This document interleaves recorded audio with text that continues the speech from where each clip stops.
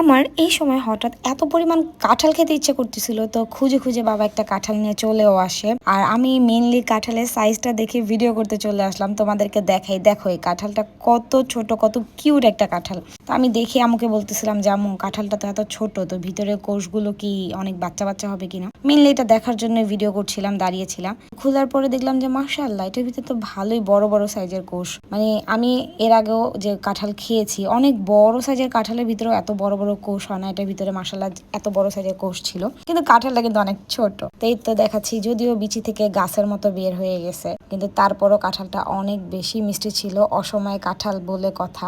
এখন তোমরা অনেকে বলতে পারো, ইয়াক আপু, তুমি কাঁঠাল খাও, তোমার কাঁঠাল পছন্দ? হ্যাঁ ভাই, আমার কাঁঠাল অনেক পছন্দ। অনেক বলতে বেশিও না, কমও না, বাট আমার একটু শক্ত কাঁঠাল আমার ভালো লাগে। এটা স্মেলটা আমার কাছে গন্ধ লাগে না, এটা স্মেলটা আমার কাছে খুব ভালোই লাগে। আর আমাদের বাংলাদেশের জাতীয় ফল বলে কথা, খেতে তো হবে। এখানে গুনে গুনে দেখলাম যে 12 থেকে 13 কোষের মতো হয়েছিল। আমি যাই কাঁঠাল খেতে, আর তোমরা একটু কমেন্ট করে জানিয়ে যাও তোমাদের কার কার কাঁঠাল অনেক বেশি পছন্দ। আল্লাহ হাফেজ।